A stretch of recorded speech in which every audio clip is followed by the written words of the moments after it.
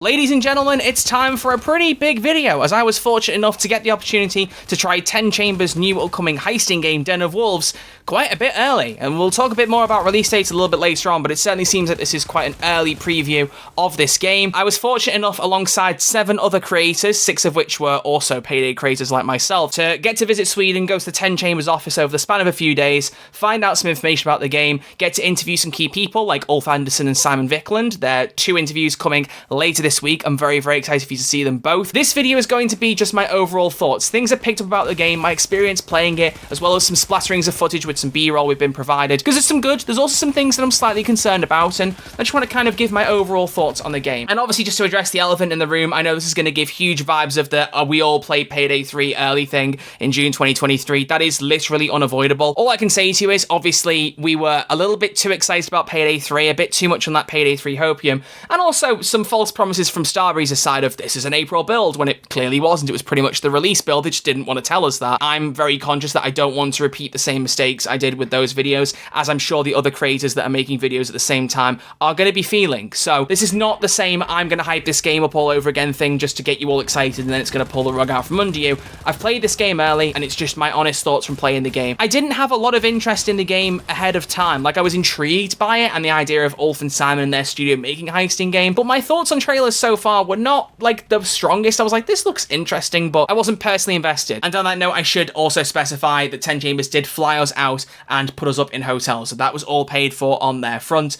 Again, you're going to get people who hear that and go, oh, they're paid to give opinions. I'm hoping in this video you'll hear the critiques I have and some of the concerns I have and know that that's not the case, but some people out there are going to believe what they want to believe, and frankly, I'm sick of trying to persuade people in different ways. I am just, as I've said a million times, a guy in his bedroom talking about games. I'm always giving my opinions, and if you don't like them, that's your prerogative. I don't really, frankly, care. I'm just happy to talk about the things that I want, and I'm glad that there are people here who are interested in my opinion. That's all I'm bothered about. We were flown out, we were put up in hotels, no actual money was given to us as paid to make the videos. The flights and accommodation were purely arranged so we could get there comfortably to play the game, to make the review content as we so wished. So let's get into it and talk everything Den of Wolves. But of course, if you're new to the channel and you want to stay in touch for the rest of the videos this week, please do click subscribe. I'd greatly appreciate it. And make sure you drop a like on the video and then comment down below what you think of everything I talk about in this video. Let's just do a bit of a recap and a bit of a catch-up. So if you don't know what Den of Wolves is, it's a futuristic heisting game that's been teased for a little bit now. It's done by 10 Chambers, who, as I've mentioned, are run by Ulf Andersson, the former voice of Wolf in the Payday series, and also just one of the big head honchos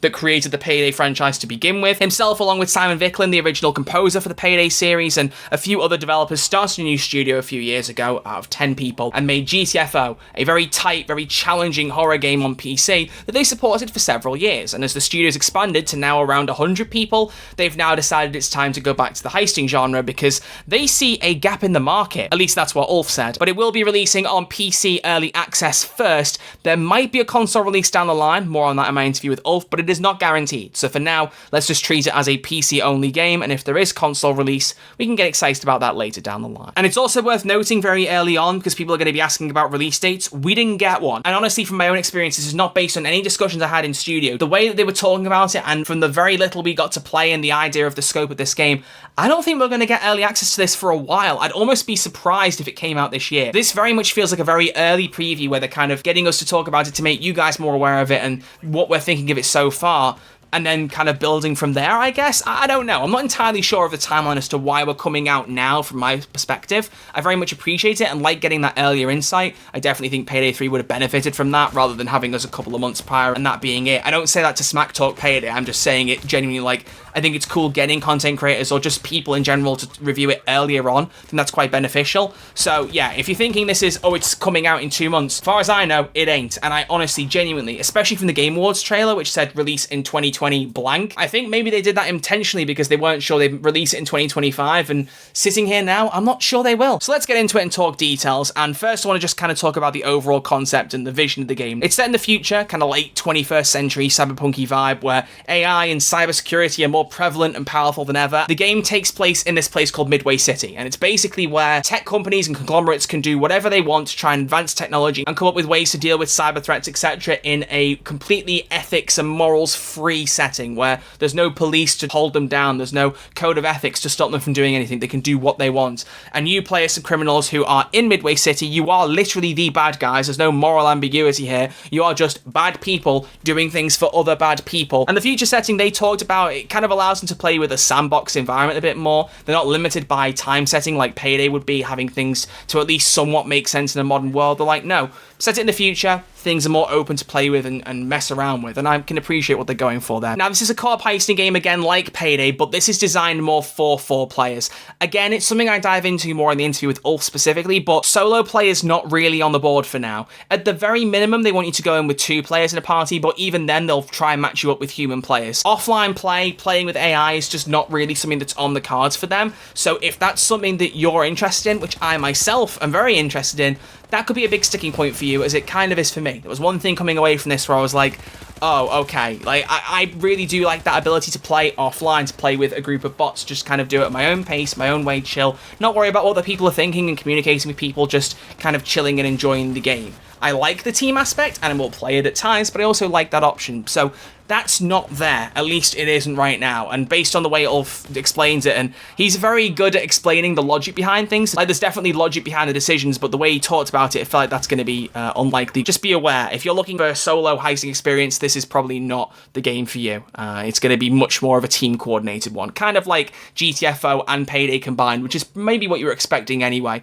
but that's definitely the vision that they're going for. So do keep that in mind as we go through this. Next up, let's just talk more about gameplay and mission structure, because this is the thing that interests me the most. Because if there's one thing I wasn't expecting to compare this game to when I started playing it, it's GTA. Because this game isn't just playing heists one-off and that's it. No, there are big contracts that are called storylines, and they have multiple setup missions, and they all tie into the heist itself. Or maybe sometimes you play the heist first and there's follow-up missions after it. There's some fluctuating stuff here, and the word seed was thrown around in explanations, which gives me kind of a Minecraft vibe where, you know, the world you get thrown into is randomly generated in terms of the order in which things are presented. I don't mean like everything's built by a computer AI. I mean, the levels can be thrown at you in different ways, in different orders, and the heist can be different, obviously, because there's different matches, but there's a big set-piece heist and then other things around it, before it, after it, setting up a larger experience when you play rather than just these one-off heists. And you'll play different paths along the way, which open up opportunities in the heist for when you get to the final contract. So, for example, in the escape of the heist we played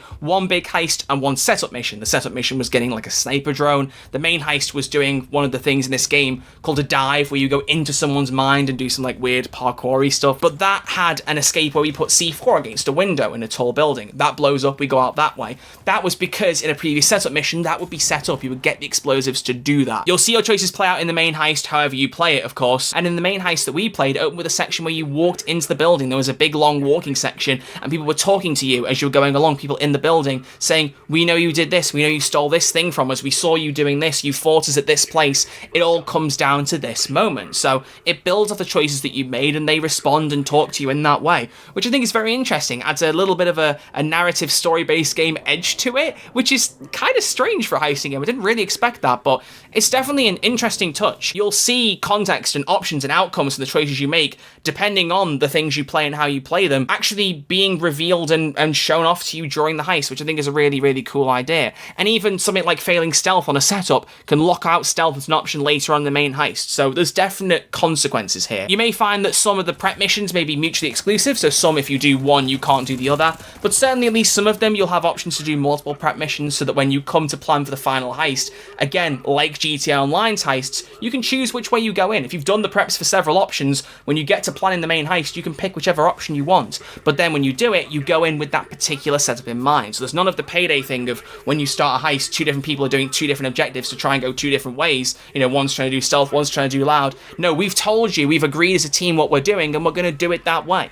So again, it has that GTA feel to it. It's just something I didn't really expect, but I enjoyed seeing that here. There's also flexibility in Heist, so, you know, enemies won't grab your loot bags if you get them out of, like, side vaults, like in the mission we had. There's a whole bunch of vaults you break into to get keycards. Keycards will unlock access to this overall dome where this guy, Mr. Bowman, is residing that you dive into the mind of. And as you're going through these vaults, you might find some loot bags, and if you find them, you can secure them in an area that's going to be the escape, and none of the enemies will mess with them. So you can kind of do some looting and securing with peace of mind as you're going along. And as far as I'm concerned, the more flexible things are, the better. So that's definitely a win. I will say, though, tying into a concern I have, much like the lack of solo play, replayability here is something I'm very, very intrigued over, because one angle of GTA Heist that I don't love is the fact that you have to repeat the same setup missions over and over again when you're doing heists that you like. Take, for example, the Diamond Casino heist or Cayo Perico. If there are certain ways you like to play, you have to always do those setup missions to get you to that point. Or even if you're mixing up, you still have to do certain setup missions, and at some point you'll have done all of them, but you'll still have to replay them if you want to get to a particular heist. And that can get a bit boring. It's why I don't do tons of GTA heists. I kind of do it when I get a feeling for it,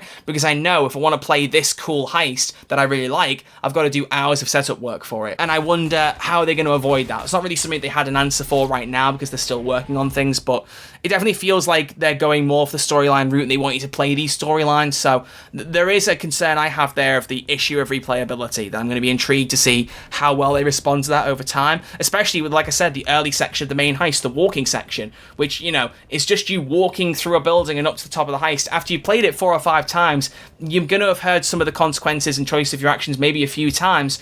Are you going to be sick of it by that point? Not really a question that needs an answer right now, just a point that I feel is worth bringing up, because that does concern me a little bit. But overall, I'm really intrigued by the gameplay. Like, I want to put that out there. I really was not expecting the GTA comparison, but I'm kind of liking that I can make it, even though that in itself has its flaws.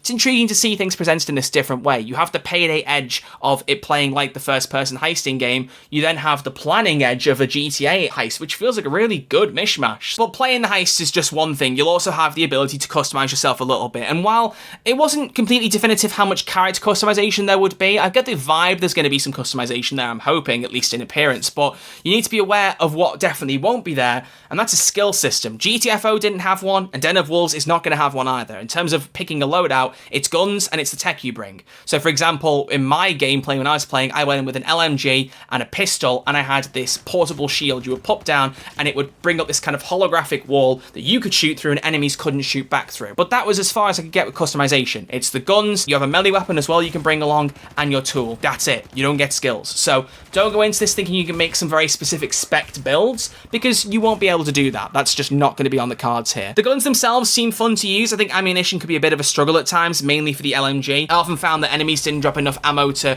refill the LMG once it had run out. There are ammo boxes in places which helped counteract that, but if you're very much used to the Payday 3 angle of never running out of ammo, you're in for a rude awakening when you get around to this game. You know, I'm not one to analyze the meta of guns. I will just simply say the weapons I used, I did really like. The pistol packed a punch. The LMG was really fun to use, bar that ammo issue, but it's also very early in the game, so it's not really an element of the game I want to comment on too much, because these things could very easily change. These are numbers that can be tweaked in a morning. They could have been tweaked since I played it a week ago, just over a week ago. A very interesting part following on from that, though, is talking about the combat and also the difficulty of the game. So, as I've hinted at already, there are elements of stealth and loud in this game. You can play things quiet, you can play things loud, and depending on how you play some of the setups or surrounding missions, that may have an impact as to how you play future ones. So maybe locking out stealth if you goof up an earlier setup mission. But stealth isn't something that I've played much of, so I won't comment too much on that, because we did a setup mission where we tried to do stealth, didn't make it very far each of the times we tried. There was one enemy that appeared, a special recon unit, which was apparently very similar to a GTFO enemy, who had like tentacles coming off them and could sense you if you walked into the tentacles. There were kind of these white techie tentacles, and if you went in them, an alarm went off. I tried to knock the guy out and found out that he was very tough, and trying to hit him would set the alarm off. So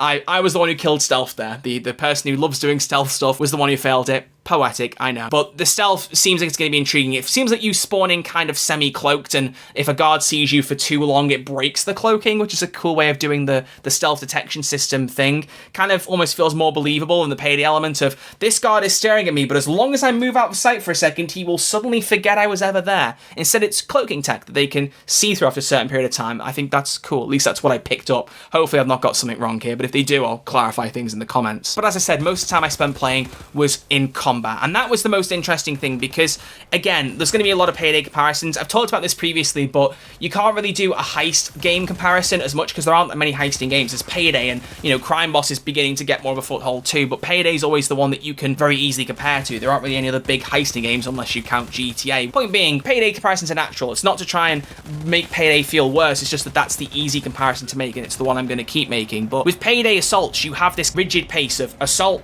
break, and even though lengths can change sometimes, you very much get into that flow and that rhythm. That was not obvious at all in Den of Wolves. It doesn't come up on screen to tell you there's an assault happening from enemies. It doesn't come up to tell you that everything's calming down. At least it doesn't currently. Instead, what you'll find is you have these moments where there's lulls and you go, oh, people aren't here for a minute, this is cool, let's do some objectives. Sometimes you'll have a couple people appear and there's some gunfights, but you can very easily manage it. And then other times you get pelleted, and if you're not in a group, you get caught out very, very easily. I guess it plays more into what they're saying about not wanting you to play solo, but if you're not in a group of two at the very least, it's easy for the tide to change very quickly and for you to be caught off guard and killed, or downed I should say. So it's more unpredictable in its nature, and I kind of enjoyed that about it. It was really cool to kind of see that you can't, I mean, obviously with time anything could change, but at least in that situation there was no way to really be used to the pattern of combat, and I kind of enjoyed that, the randomness and the kind of unexpected nature of it. You do have a shield that regenerates infinitely, you have health that will auto regen up to 35, I think, % of your health, but also there's no limit to downs. You can down as many times as you want,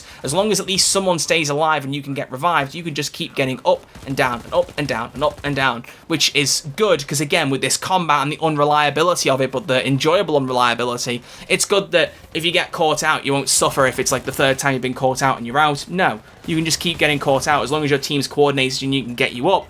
You've got that forgiveness in place there, which helps counter the kind of, again, unpredictability of the combat. So I do really, really enjoy that. And there's also like special units, again, as you'd expect. You know, you got your shield units, which I think are harder to kill than shields I've seen in more recent heisting games like Payday 3 and Crime Boss, but their heavy equivalent, very much a challenge to deal with. Like, they have a lot of health and pack quite a strong punch, and they can easily take you out if they catch you off guard even slightly. It's very easy to get overwhelmed by them, which I did find quite interesting. I like when the heavy elements really do feel heavy, and it's fun to try and adapt and deal over, and also kind of fun to panic over when one catches you off guard. I enjoyed that a lot. And of course, it's important to say that, again, with this being early in development and it only releasing in early access whenever that happens, things could definitely change, but as of right now, it seems there's just one difficulty, just the standard grade Den of Wolves experience, which, you know, it makes sense given what I've already talked about, the way that things can feel like varying difficulties at different times anyway. There are checkpoints in certain places when you fail, but not many, so don't expect to get loads of your progress saved when you get downed, but you may end up not having to go through the walking section if you die. I believe in the main heist you get like spawned from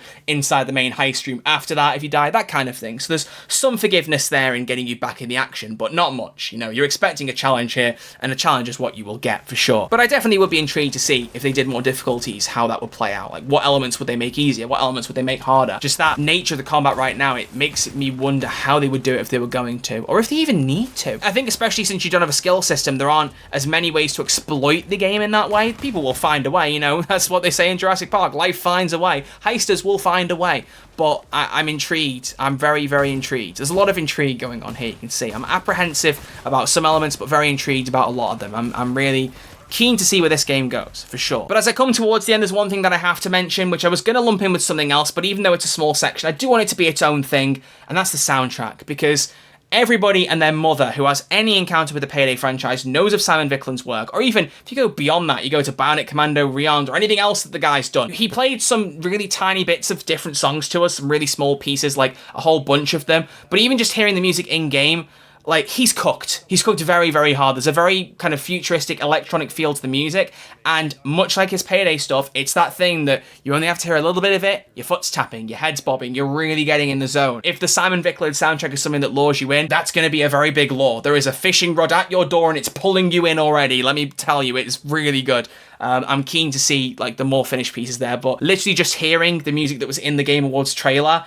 playing out in Heist was really cool too. You know, sometimes you get trailer music that doesn't appear in game, but I like that there's that cohesion right now. Of course it could change, but I just wanted to hype up the soundtrack a bit because that is one of the things where I can't really have a downside to that. I can't have a concern over that. That just is flat out good. It's really good, and I'm excited to hear a full soundtrack album for that. That's going to be some gym music for a lot of people, let me tell you. But that brings me very naturally to a conclusion. That brings me to a point where I can kind of wrap up and give my overall thoughts on the game. As you can tell, this is not some big I recommend Den of Wolves or I don't recommend Den of Wolves. This is, I've played the game early, let me tell you what I've seen and what I think. That's the whole thing of this video. That's my whole point of it. And one thing I did want to mention that I haven't really talked about here is just the passion that 10 Chambers have, because one thing that really sells me on games sometimes is when you can tell that there's fire behind the eyes of the developers. It's not everything. The game itself, of course, has to be good too.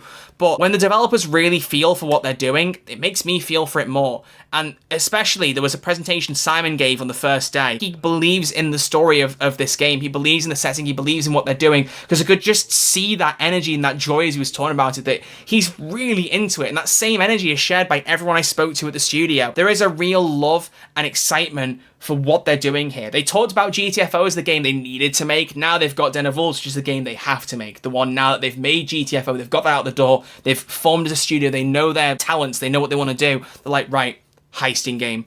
Let's get into it. Let's do what we can. What does a 2025 heisting co-op game look like? Let's make it. And I'm really intrigued to see how they go about that. It's a game that they really feel passionate about, and even at this point at the game's development, however far in it really is, you can tell they back it and they love it, and it's not some mandated, we need a bit of money, let's just chew out a heisting game because people will play that. It's, no, what's the next right thing for us? It's a heisting game, let's do it. And I can really appreciate that. So to sum up, I have concerns, definitely, but they're more me problems, and I think that's the right way for it to be. I'm not looking at this saying this game is going to suck or this game has got some serious problems. I'm looking at it thinking, well, I'm someone who really likes the idea of playing solo with AI having that option, and that not being there makes me a bit uneasy. I'm someone who's looking at the replayability and thinking, if I want to keep playing the game over and over again, am I going to get tired of that like I have with some of the GTA stuff? I'm intrigued to see how this goes. Intrigue is the big word. If you did a word map of this video, intrigue is going to be the #1 word, I feel like. But I'm very, very intrigued to see where it goes. I have my personal concerns, but I have a lot of interest and a lot of excitement for what they're cooking. You know, despite those critiques I have, there's a lot of promise to this game, and I'm very, very excited to see where it goes.